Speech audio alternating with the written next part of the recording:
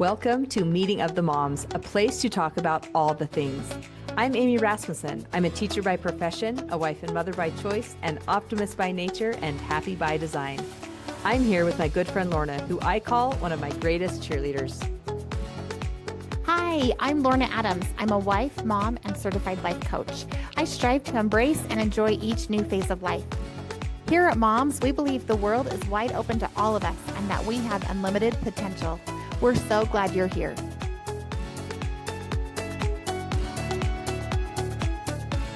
This episode is part 2 of 3 from a conversation we had looking back on what we've learned during our mothering journey. The rest of this conversation can be found in the episodes just before and just after this one. Let's listen in. I remember having a conversation with a mother who was further along the path, and she was a little bit like, why are you worried about all these things? And she's like, my kids survived. And I remember in that moment, I think I said this to her, I don't want my kids to just survive. I want them to thrive.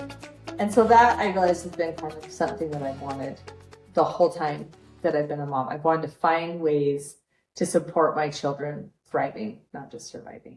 And surviving is first, right? And there are times I'm like, okay, everyone's surviving. That's great. In fact, I just took my son to get his wisdom teeth out. So we visited with this nurse practitioner, and she talked about like, you have to understand that for parents, it's a little bit of a badge of honor or something to be like, my kid didn't die today. And she was hilarious. She was the funniest thing. There's value in that too, right? That the kids are just surviving. Well, yeah, so when my kids were little, I struggled with anxiety and depression off and on over the years.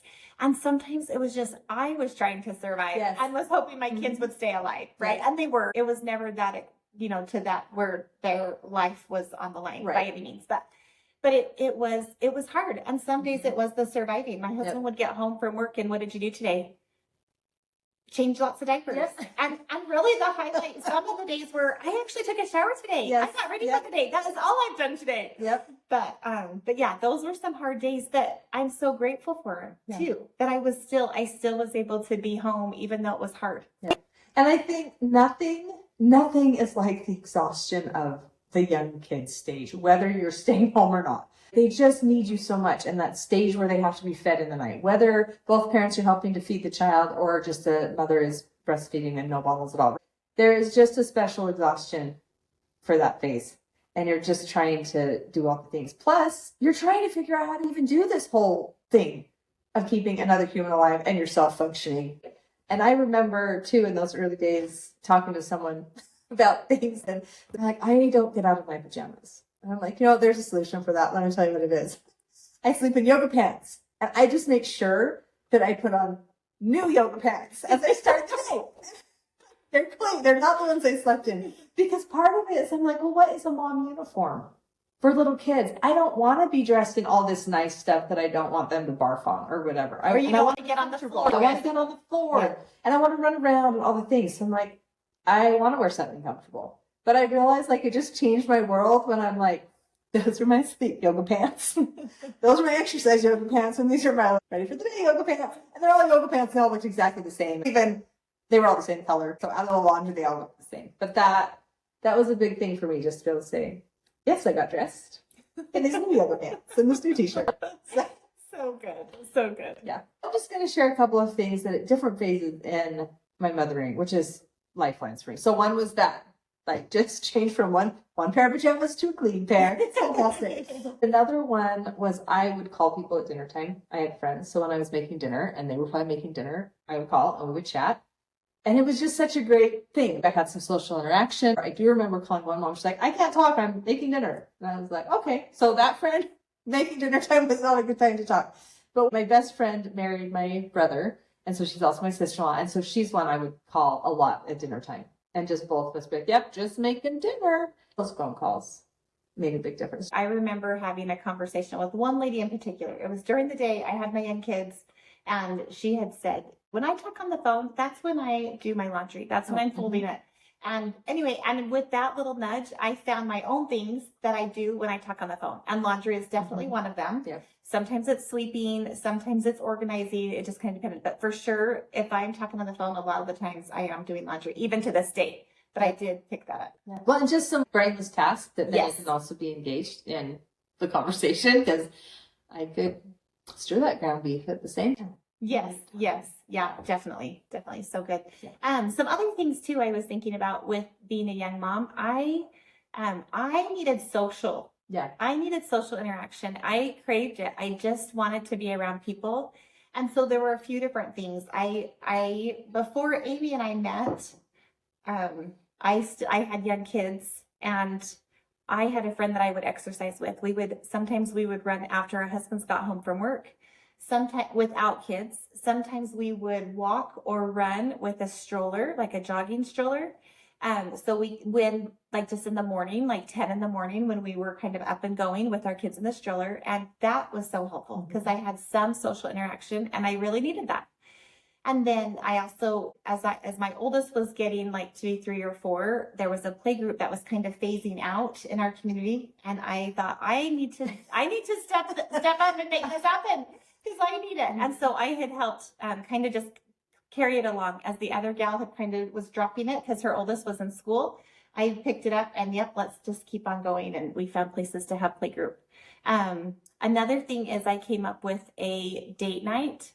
I was pregnant with my second child and I can remember that. And so I know that this date night group has lasted this long because it's still going now. And my oldest is 18 now. So it's been about 18 years that I had invited a few couples to our house to have dinner and play games. I love to play games. And this was just kind of maybe a selfish thing that I love games and I love people. So let's see if we can have them come over. And we had dinner and games and it has continued. We rotate every month and a different couple hosts and we all help. We all bring something to add to the meal. And it just keeps on going. And that was a huge thing too that I needed. Some more social, and it was a date also with my husband. So that was super great because we could connect together as husband and wife and with friends. So Well, and I love with both of these things you just shared, you like paired some things because you didn't just go hang out with a friend. You also chose to go exercise in some way. And so you're like, oh, look, it builds me both ways. And you just took the kids and figured it out. And then you took, oh, I want to do some sort of date night and I want social, and you paired those. So it's kind of fun to see how we can pair things. totally. Another thing that that really helped me was something I call power bursts. Monday would come and it seemed like we always had the weekend explosion. I might have had things in order Friday, but by Monday, everything had just like the bomb went off or something. And so I started trying to keep my Mondays clear of anything else. And Monday was what I called my recovery day. So I didn't worry about stuff being a mess Sunday. I just like, it's fine. And Monday's coming, right? My recovery day is coming.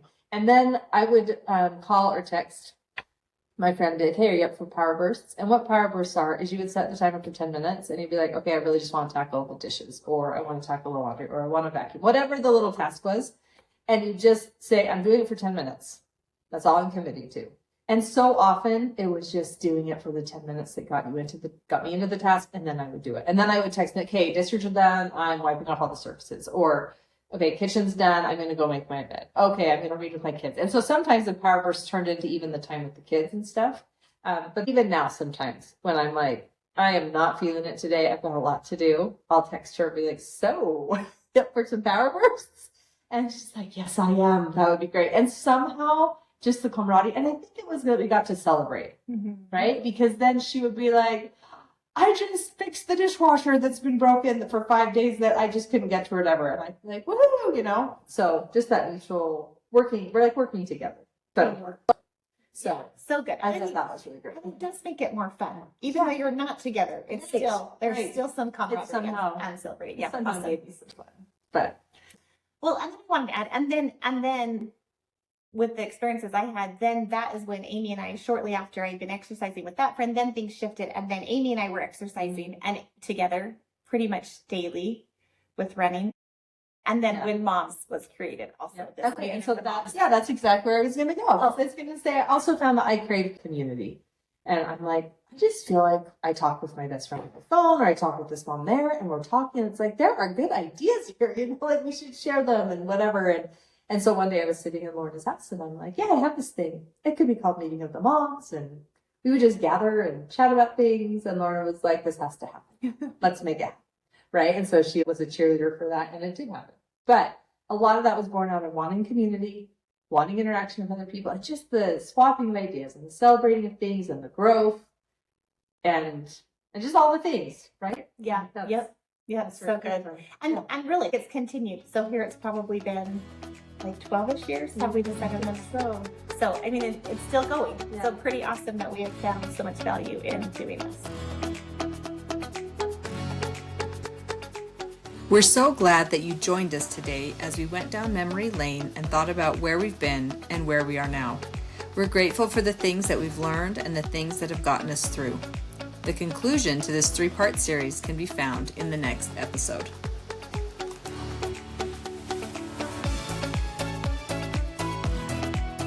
Thanks for coming to Meeting of the Moms. We hope it made your load a little lighter. We'd love to hear what's on your mind. Send your celebrations, takeaways, and suggestions for future topics to momswithamyandlorna@gmail.com. If you enjoyed the show, please like, share, and subscribe. If this isn't the right fit for you, we wish you well on your journey. Until next time, I'm Lorna Adams. And I'm Amy Rasmussen. See you next week at Moms.